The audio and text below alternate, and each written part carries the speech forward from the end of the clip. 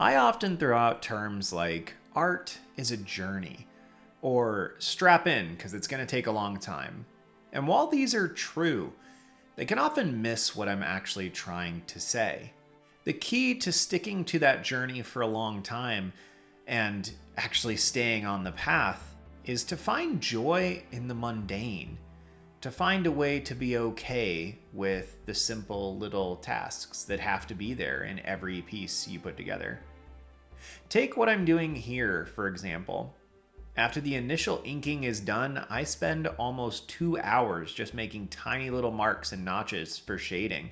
Keep in mind this is sped up a little bit, I don't actually draw this quickly. But I enjoy this monotony. I enjoy these periods sometimes the most out of the entirety of my drawings. In particular, it's the fact that there's lower stress levels here. Like the drawing already looks tolerable. Everything I'm doing to it now is just adding texture, making it a little bit more intriguing, adding personality. I enjoy the periods of sitting here and just making line after line after line on those wings and trying to get things to line out the way that I want them to be.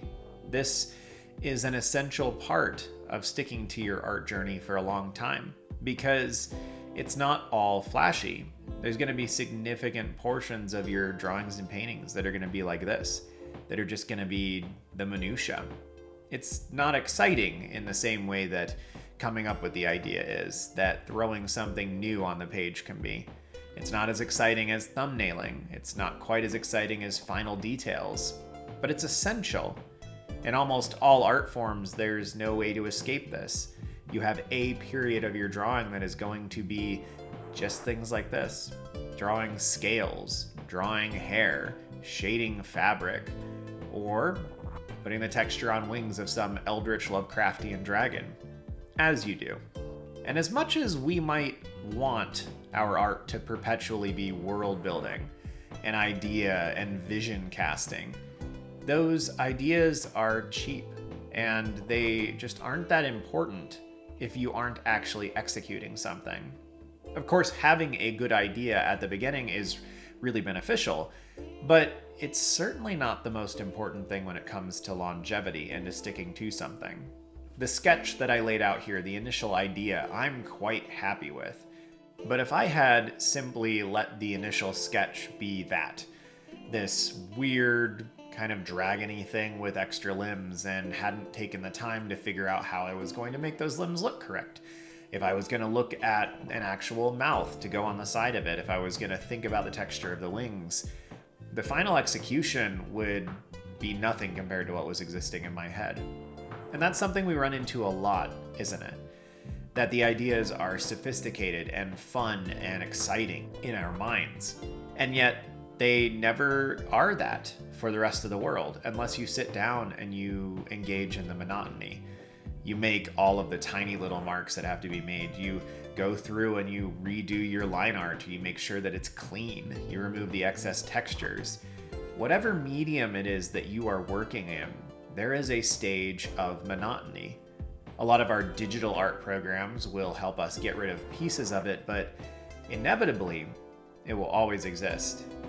And from my perspective, it's been really beneficial to find a way to engage with it in a way that it doesn't annoy me, to find a way to enjoy that monotony.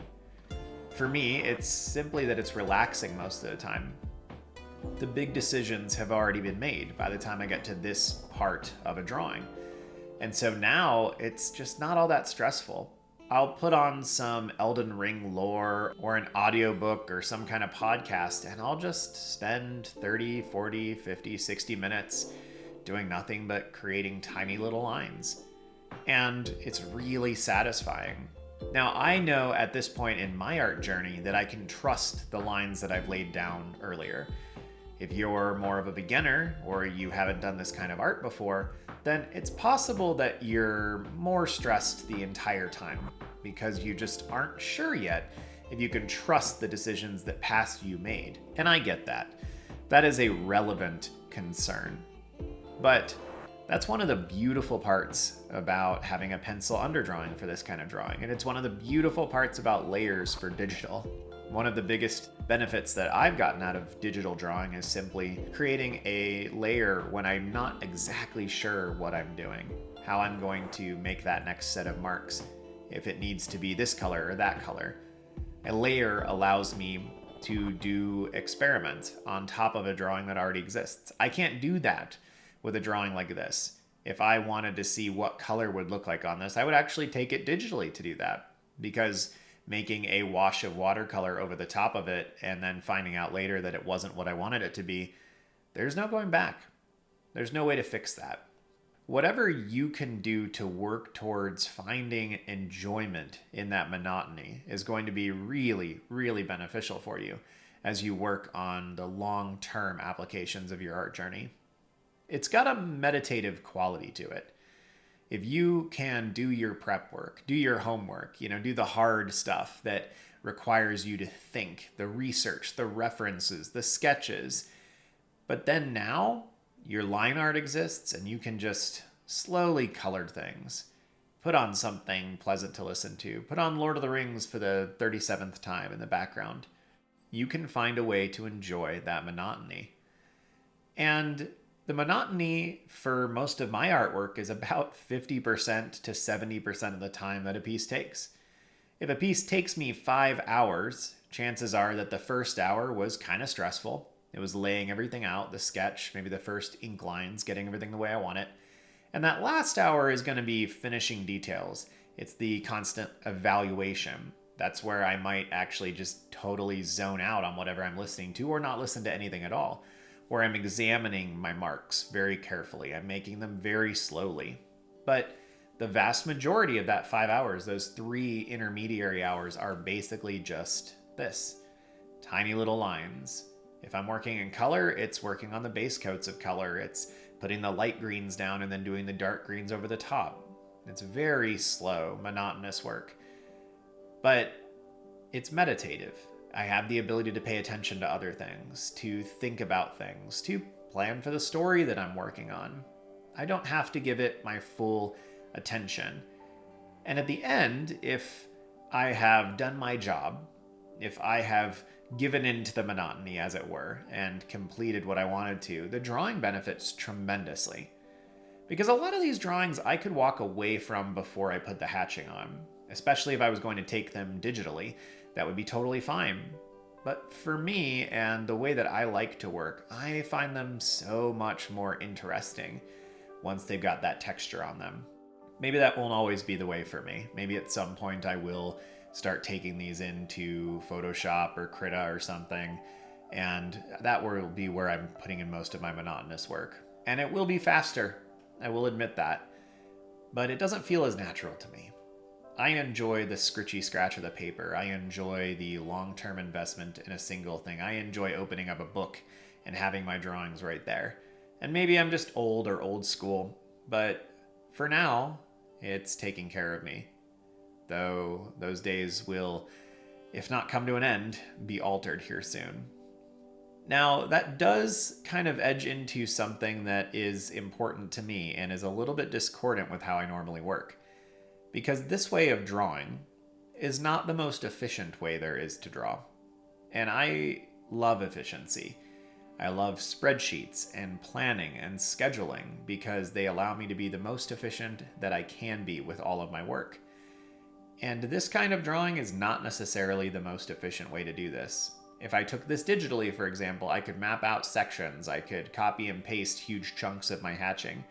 Would it require some editing? Yeah, of course. But it would also be much, much faster. Could probably do it in about half the time, and maybe once I'm really proficient, I could do it much quicker.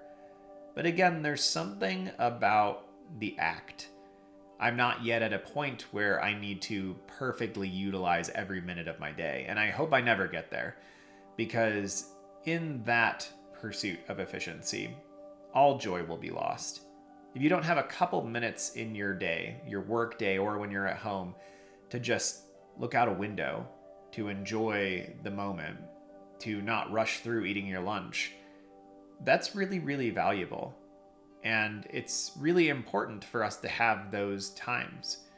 When I was working in the school and working 80 hours a week, I came to the realization that that is not a good way to live your life, a good way to enjoy yourself, to find long-term joy.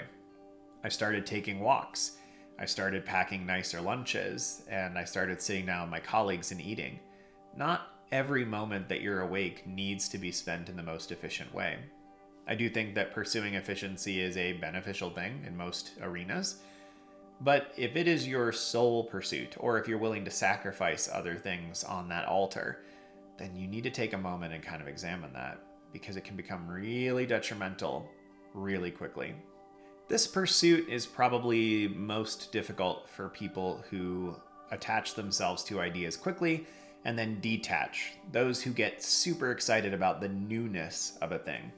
I have a couple students of mine that are coming to mind because they loved the start of every project, every painting they would pick up, but struggled to finish things because that intermediary period, the monotonous middle of most of their works, was just agonizing for them. And it is difficult. If your personality derives much of its pleasure, much of its dopamine release from the starting of a new thing, the excitement of that new idea, then the middle of your paintings and drawings is going to be difficult. It's going to be a struggle for you. And I think that there's a couple things you can do here. I obviously think it would be beneficial for you to strive toward finding a way to enjoy that, but that might not be particularly practical. What you can do, however, is keep several drawings going simultaneously. Sometimes if you are the person who gets excited about the new thing, if you can let yourself jump between things, you can kind of mimic that to some degree. This won't work for everyone. There are some people that will come back to that idea and be like, well, now I hate the idea. It's not exciting. It's old news. But sometimes you can commit yourself to working through a certain portion of the process, maybe right before you add your hatching or your texture, maybe right before you add color. And so when you come back, it's dramatically different. Like, oh, I left this ink piece, now I'm coming back and I'm just straight into color. I kind of like coming back to a drawing later on and then erasing all of the pencil lines before I dive into something else. There's something, again, low stakes about erasing all the pencil lines before I put a second coat of ink or before I put color on something. And I find that because art is pretty stressful, and maybe it's not stressful for you, but it's often stressful for me, anything I can do to just make the first couple stages of a drawing more enjoyable, less stressful, less anxiety inducing, the longer I'm going to stick to that session, the more willing I am to engage in that session. And often, the better the drawing turns out. Because I don't know about you, but when I'm not feeling it, when I'm not in the greatest mood, I tend to not produce very good drawings. Ironically, and perhaps not that great, I can produce good drawings and good artwork when I'm angry, but not when I'm sad, not when I'm down, not when I'm exhausted or worn out. But I don't know why that is. I don't know why anger fuels good art. I have the same thing when it comes to writing songs, although actually, technically, I'm pretty proficient at writing songs regardless of what mood I'm in. I can just siphon that off, but I can't with my art. It's very difficult, and I can't with writing either. If I had a really hard day, like if I'm sad, things have been going poorly, man, writing is so difficult. But I think each of those artistic forms kind of alight on different aspects of the human soul, at least for me, and I would imagine for you, but maybe not in the exact same way that they do for me. I'm looking at this drawing now, and one of the most intriguing things to me about it is just the asymmetry. I have a tendency as a graphic designer to make everything so balanced, and this guy is just so not.